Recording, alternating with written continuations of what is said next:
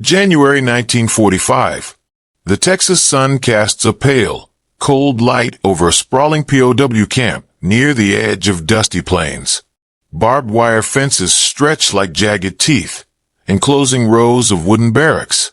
The wind carries the faint scent of dry grass, mixed with the tang of leather and metal. A group of German women, newly arrived, stand in a line. Their uniforms are stiff, their eyes wide with uncertainty. Rumors had prepared them for chains, for harsh guards, for the isolation of enemy captivity. They clutched their belongings tightly, scanning the horizon for signs of authority. Then, from the distance, the sound of hooves breaks the silence. Cowboys emerge, mounted on horses that kick up clouds of red dust. Wide-brimmed hats, worn boots, the swagger of frontier riders. It is a sight entirely alien to the European prisoners. There are no guns drawn, no bark commands, only the steady approach of men who embody a different kind of law, one shaped by ranches, rodeos, and open skies. Shock ripples through the women. Instead of chains, they are handed reins. Instead of fear, a strange, cautious wonder. The moment hangs suspended, an unexpected collision of worlds. By 1942, the United States had become one of the primary destinations for Axis prisoners of war. Across the country, thousands of German soldiers were shipped from the European and North African theaters, their fate dictated by both military necessity and the rules of the Geneva Convention.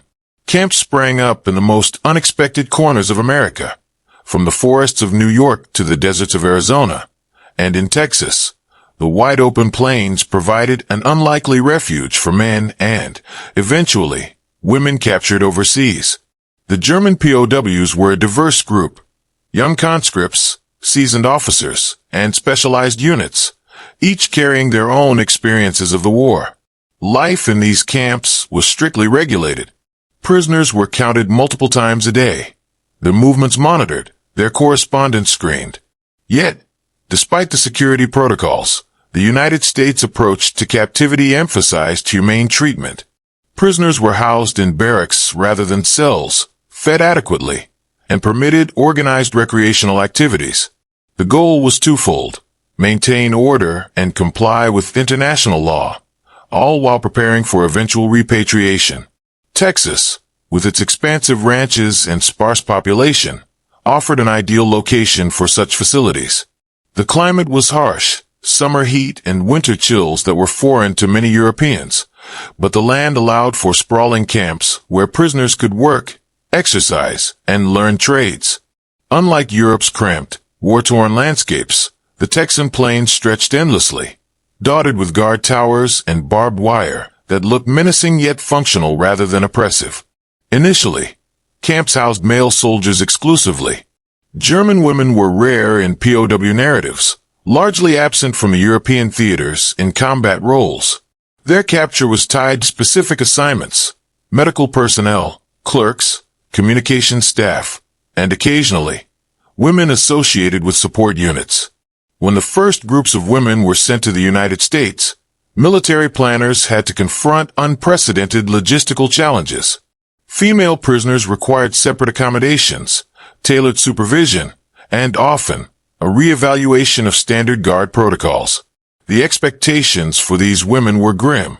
Tales circulated within the camps that chains and strict punishments awaited them. European conventions had taught prisoners to expect brutality, suspicion, and strict confinement. In Texas, however, the reality was radically different.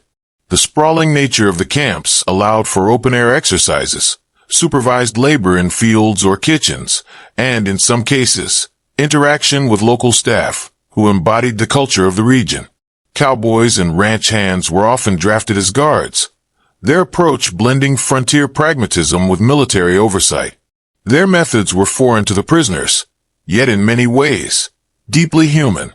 These camps were also experiments in psychological management.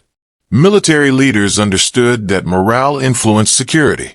Well-treated prisoners were less likely to attempt escape, less likely to resist authority, and more likely to comply with camp rules. Food, clothing, medical care, and even limited recreation were not gestures of generosity. They were strategic tools. Yet for the women arriving in Texas, these policies manifested in ways they could scarcely imagine. Riding horses, working in open fields, learning skills under supervision rather than confinement. As the first trains rolled across the United States, delivering the women POWs to Texas stations, a subtle tension filled the air. The soldiers who escorted them were well-trained, but also culturally rooted in the American South. Many had grown up on farms and ranches. They brought with them a worldview shaped by vast lands, horsemanship, and a code of honor tied to individual respect rather than fear alone. For the European prisoners, this was disorienting. The very idea that one could be secured without chains, supervised without hostility, challenged their understanding of captivity.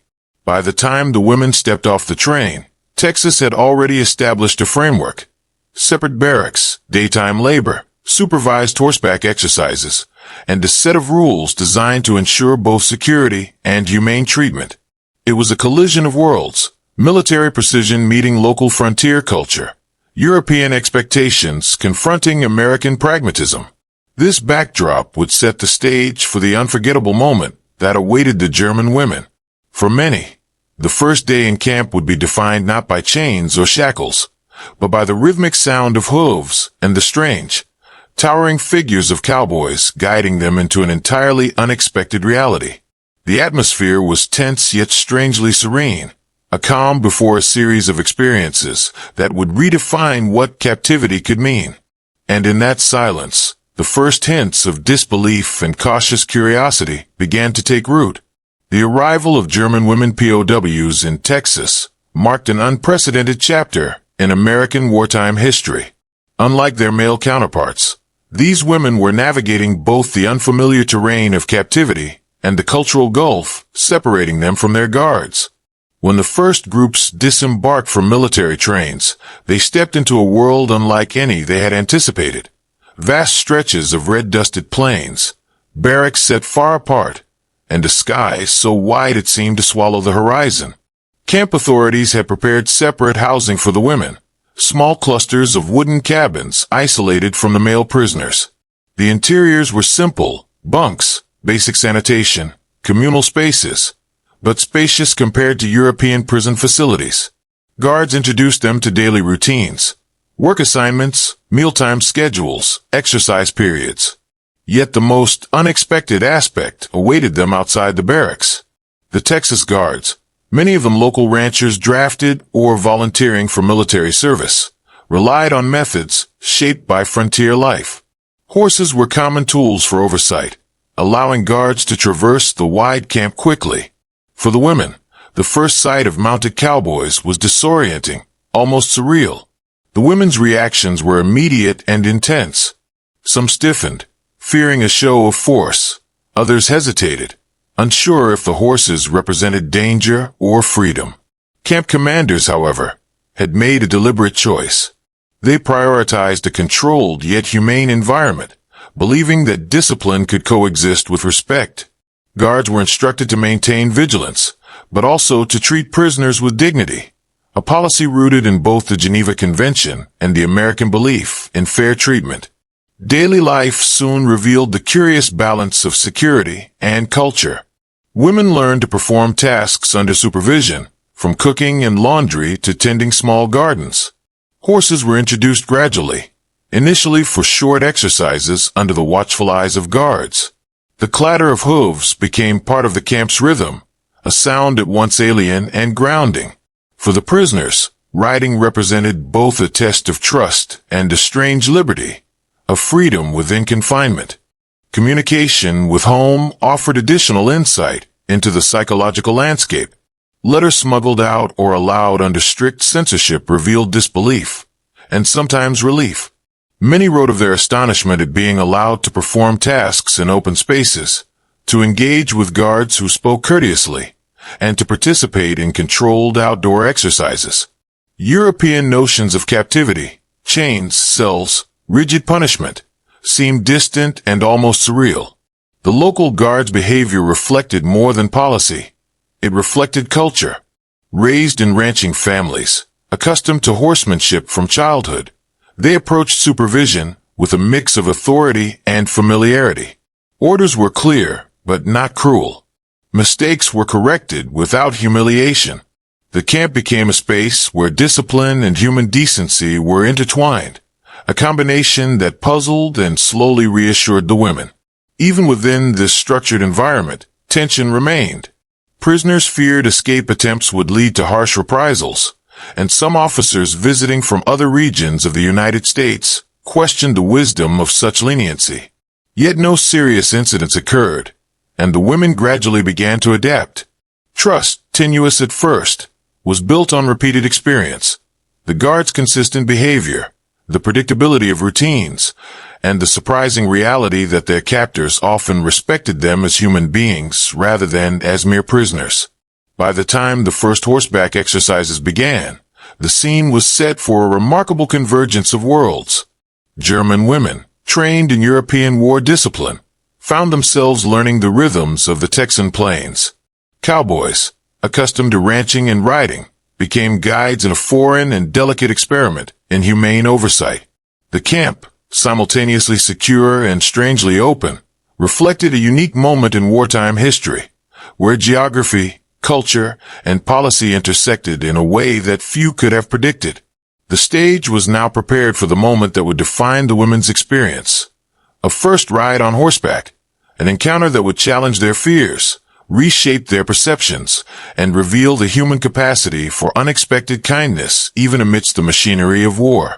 For the German women, the first weeks at the Texas camp were a collision of fear and disbelief. Accustomed to strict military discipline in Europe, they expected confinement, punishment, and dehumanization. Instead, they encountered an environment that balanced authority with humanity. The daily routines, cleaning, cooking, tending gardens, and eventually horseback exercises, provided structure without cruelty. Letters sent home reveal the emotional dissonance they experienced. One prisoner wrote of men with wide hats and open smiles, who guided them gently through unfamiliar tasks. Another described the strange sensation of feeling the horse beneath her for the first time, the wind on her face, and a fleeting sense of freedom in captivity. The emotional impact was profound. These women were learning that captivity did not always mean despair. Trust was fragile and hard-won, but it shaped their perception of the Americans around them. The human angle also included camaraderie among the prisoners themselves. Shared experiences, whispered conversations at night, and small acts of solidarity created a micro-community. They compared notes, reassured one another, and gradually navigated the complex balance between compliance and autonomy. Even in a foreign land, the bonds of shared adversity provided comfort. Tactical angle. From a tactical standpoint, housing female POWs presented unique challenges. Military planners were concerned about escapes, miscommunication, and maintaining order without constant physical supervision. Texas' sprawling plains provided both opportunity and risk. Guard towers overlooked open fields, yet the distance between structures required creative security measures. Horses became a tactical asset. Mounted guards could traverse the camp quickly, maintain visual contact, and respond rapidly to any irregularities. Yet this method was unconventional for prisoner oversight, particularly for women. Commanders had to balance visibility with safety, ensuring that riders could manage both horses and human prisoners without incident. Routine patrols, scheduled drills, and carefully monitored outdoor work created a sense of predictable structure. By combining traditional military tactics with Texan horsemanship, the camp achieved a balance of vigilance and efficiency. Security was maintained not through fear alone, but through strategic positioning and disciplined oversight. Technological angle. While horses might seem archaic in the context of modern warfare, in the Texas POW camps, they were a practical technological solution. The vastness of the plains made vehicles inefficient for constant oversight. Horses allowed guards to navigate quickly, respond to emergencies, and cover distances impractical on foot. In addition, the camps utilized other simple yet effective technologies. Telephones for internal communication, barbed wire and watchtowers for containment, and controlled entry points for movement in and out of the camp. Even rationing and distribution relied on methodical systems designed to prevent chaos. These tools reinforced the combination of traditional and practical methods in managing female POWs. The juxtaposition of horses with these modern technologies created a unique operational environment. It emphasized mobility, efficiency, and adaptability, reflecting both the limitations and ingenuity of the era. Leadership angle. Camp commanders faced unprecedented responsibility. Supervising women POWs required more than adherence to standard military protocol. It demanded cultural sensitivity, psychological insight, and practical judgment. Decisions were made with careful consideration: how to assign work, how to maintain authority, and how to integrate local customs without compromising security. Commanders often relied on the expertise of local ranchers who understood horses, land, and people. Their presence allowed leaders to delegate certain supervisory tasks while maintaining overall control. The result was a layered leadership structure, blending military authority with civilian skill that enabled the camp to function smoothly and humanely. This leadership extended beyond operations. It shaped the prisoners' perception of their captors. Officers who respected boundaries, enforced rules consistently, and treated prisoners with dignity created an environment that encouraged compliance, trust, and, ultimately, cooperation. The women's first experiences in Texas were shaped simultaneously by emotion, strategy, technology, and leadership. The human response, curiosity, fear relief, interacted with military oversight, horsemanship, and tactical planning to produce an environment both secure and surprisingly humane. These elements would soon converge in a dramatic, defining moment: the first horseback ride, when trust, culture, and human ingenuity intersected in a way that would astonish both prisoners and guards. The introduction of horseback rides for the women POWs was more than a practical measure. It was a reflection of Texas culture and an ethical approach to captivity. Cowboys, raised on ranches and steeped in traditions of horsemanship and personal responsibility, approached their duties with a mixture of authority and respect. Unlike the rigid, impersonal methods common in European prison systems, these guards prioritized humane oversight. For the prisoners, the moral dimension was astonishing. They were allowed to experience agency within their confinement.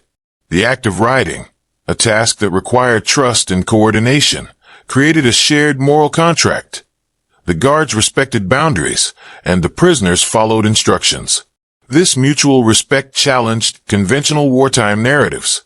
In a world defined by brutality, the camp became an experiment in ethical treatment. It demonstrated that captivity need not strip individuals of dignity, and that structured freedom could coexist with security. Enemy perspective. From the German military's viewpoint, the treatment of female POWs in Texas was unconventional, perhaps even troubling. Reports sent back to Berlin indicated skepticism, with some officers questioning whether leniency could undermine discipline or encourage escape attempts.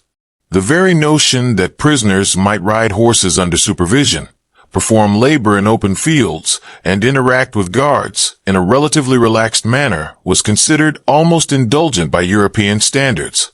Yet, the camp's success demonstrated that humane treatment could achieve the dual objectives of control and compliance. By reducing fear, the women were less likely to resist or attempt escape, creating a stable environment for both guards and prisoners.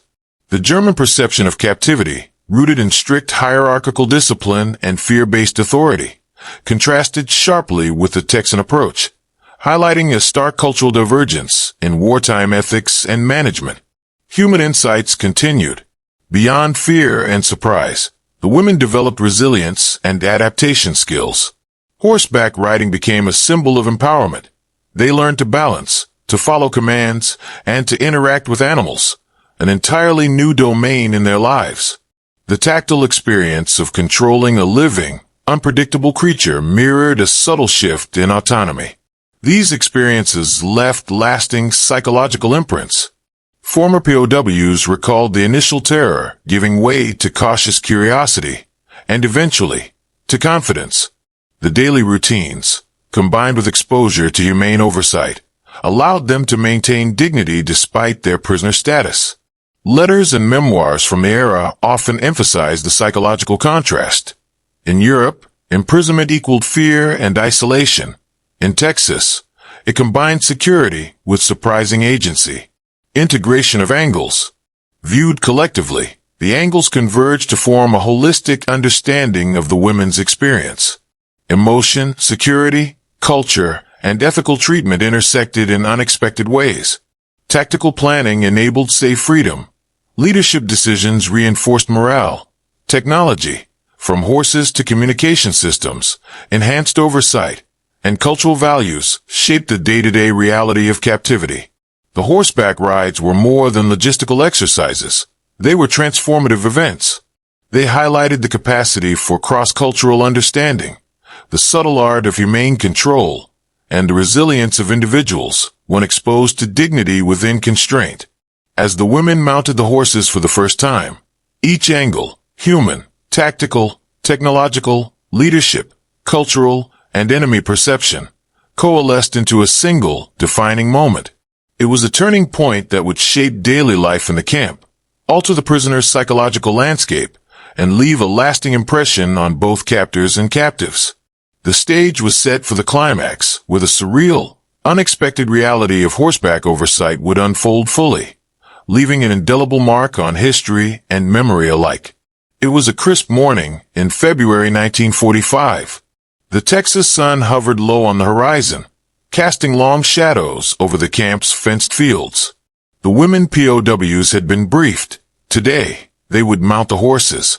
Fear and curiosity mingled in their expressions. For many, the horse was an unfamiliar, imposing creature, large, unpredictable, and entirely outside their previous experiences. The cowboys, mounted and ready, approached with calm authority. Each rider wore a wide-brimmed hat, a leather vest, and boots that had trudged across 1,000 miles of ranch land. They spoke softly, issuing clear commands and offering steady hands to guide the nervous prisoners. The women hesitated at first, gripping their reins and staring at the animals with wide eyes. The tension was palpable, a moment suspended between expectation and reality. The first few steps were tentative. Horses shifted beneath their riders, ears flicking and hooves clattering on the dry earth. Some women stiffened, unsure whether to trust the animal or the guard at their side. But as the morning progressed, a remarkable transformation occurred. Nervous energy gave way to cautious coordination. Hands relaxed, posture improved, and a sense of rhythm emerged. Observers noted the surreal juxtaposition.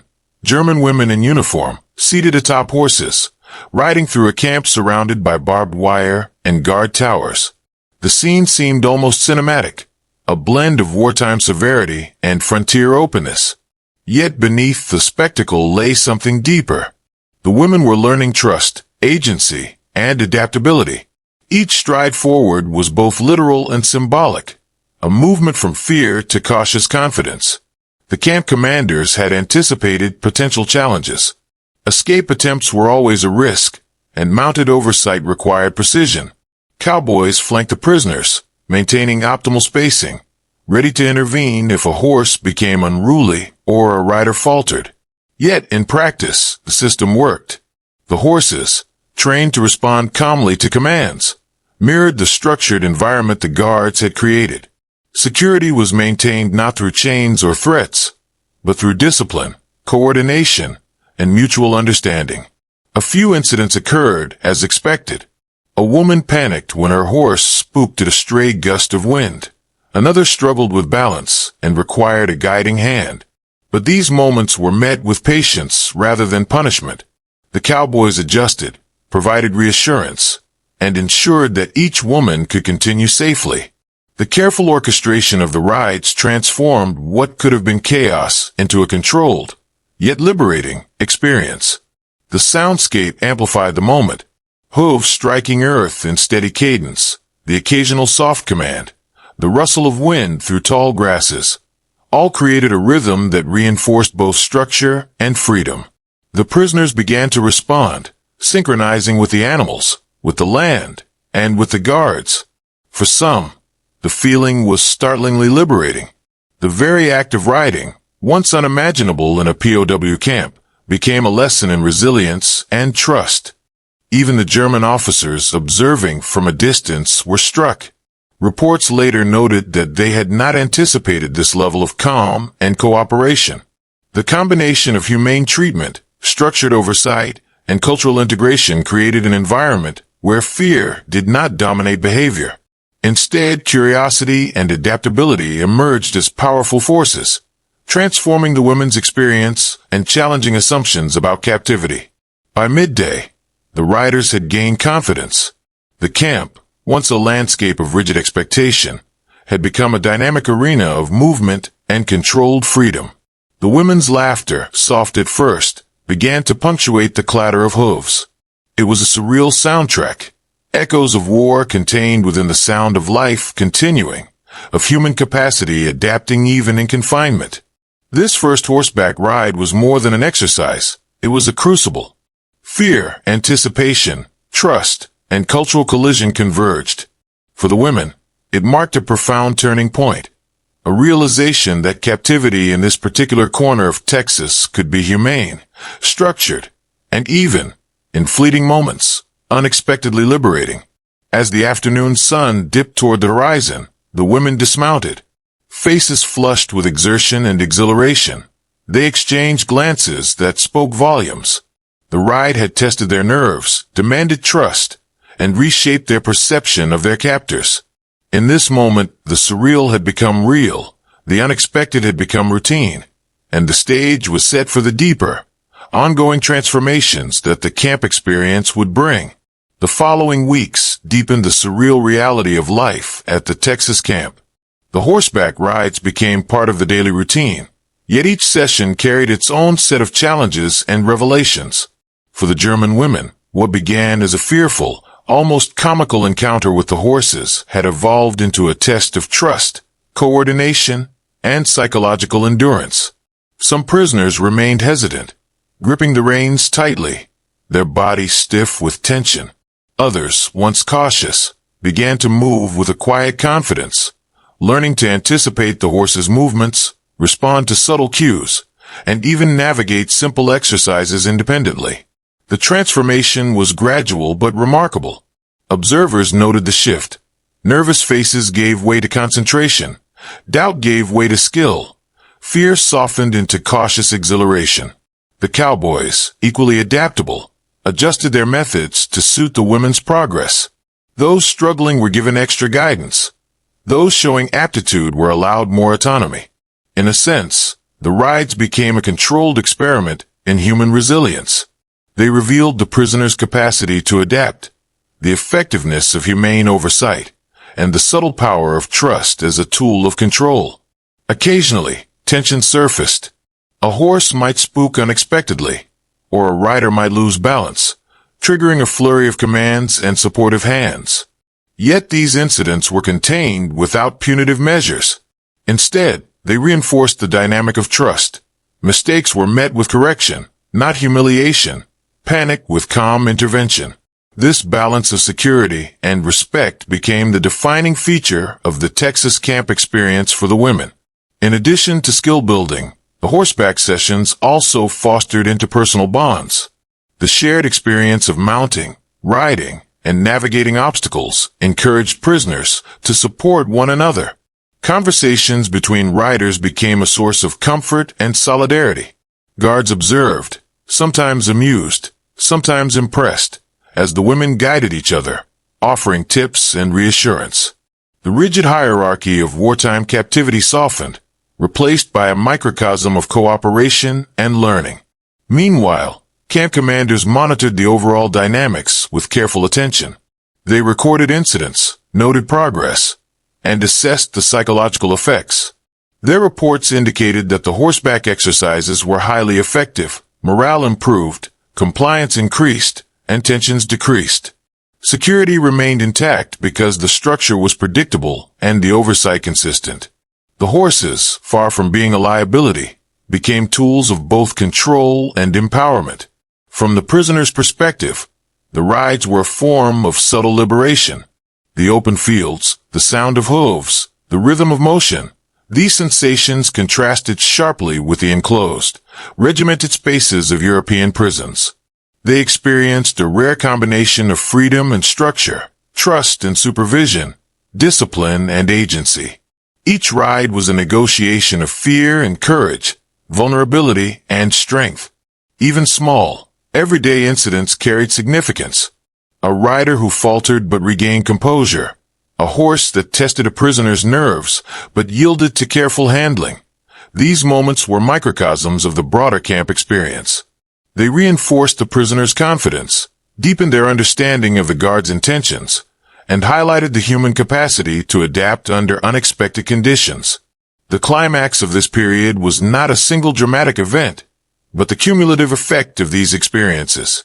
By the end of the first month, the women had moved beyond initial shock and disbelief. They had internalized the rhythm of the camp, learned to navigate the horses, and developed a cautious trust in their captors. Their perceptions of imprisonment had shifted fundamentally. Captivity, in this unique context, included opportunities for skill, dignity, and agency. Even German officers visiting or corresponding with the camp noted the unusual effectiveness of this approach.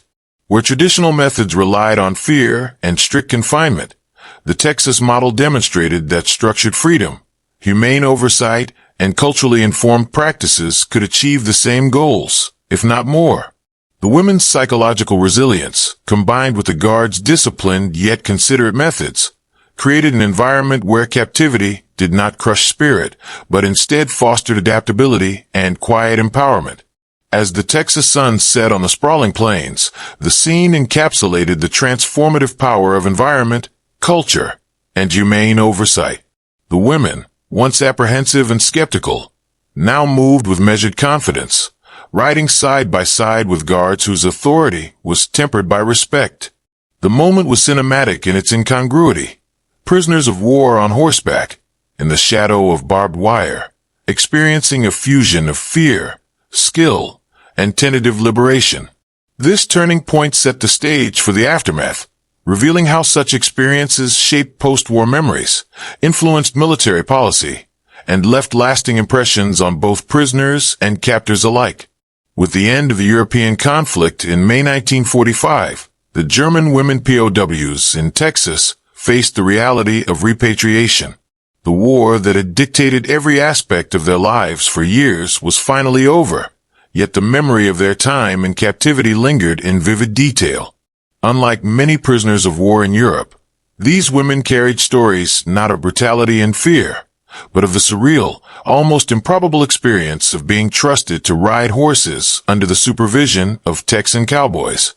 Reports compiled by the U.S. Army highlighted both the practical and psychological outcomes of the Texas camps. Security had been maintained without serious incidents of escape or rebellion. Compliance was high, morale relatively stable, and the women had acquired new skills, from agricultural labor to horseback riding. Commanders noted that structured freedom and humane treatment reduced tension, prevented conflict, and promoted a sense of order. In their assessments, officers remarked that such programs could serve as models for future POW management. For the prisoners themselves, the aftermath was a mix of relief and reflection. Many returned to Europe with letters in hand, recounting to family members the unexpected kindness and professionalism of their captors. Memoirs later recalled moments of disbelief upon first seeing the horses, then tentative excitement as they learned to ride. These experiences stood in stark contrast to expectations of harsh punishment and chains, leaving a lasting impression on their understanding of humanity during wartime. Beyond the psychological impact, the camp experience also fostered practical skills. Some women who attended gardens, kitchens, or livestock found that these abilities proved useful upon their return home. Riding horses, once an alien skill, became a symbol of resilience and adaptability. Even years later, former prisoners would describe the sensation of riding through wide-open fields under the guidance of the cowboys as liberating, a rare sense of agency within the confines of wartime captivity. American authorities also noted the significance of cultural integration in maintaining order. The presence of local ranchers as guards, with their unique combination of practical knowledge and ethical oversight, created a bridge between military protocol and humane treatment. Their approach allowed for efficiency, security, and trust to coexist. By respecting both the law and the prisoner's dignity, they demonstrated that effective control need not rely solely on fear or force. However, not all reflections were purely positive. Some visiting German officers initially questioned the approach, fearing leniency might weaken discipline. Others in the U.S. military debated whether the integration of horses and open-air activities was suitable for male prisoners or for more volatile groups. Yet the data and first-hand accounts overwhelmingly suggested that the Texas approach succeeded beyond expectations, offering lessons in psychological management and human-centered oversight. The camp's environment also influenced the women's perception of Americans more broadly.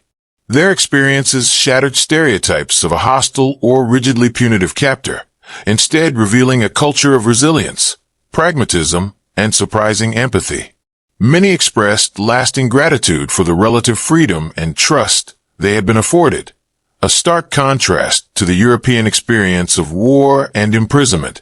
By late 1945, as trains and ships transported the women back across the Atlantic, the camp itself fell silent. Barracks emptied, horses returned to nearby ranches, and the expansive Texas plains regained their ordinary rhythm. Yet the legacy of these months remained. Not only had the women gained skills and memories, but the camp's model had influenced subsequent U.S. military thinking on prisoner management. Reports highlighted that humane treatment, combined with structured responsibility, reduced incidents and improved outcomes, a lesson with relevance beyond the war itself. As the POWs departed, they carried more than uniforms and personal belongings. They carried a profound lesson that trust, respect, and careful management could coexist with captivity, producing outcomes that were both secure and morally sound.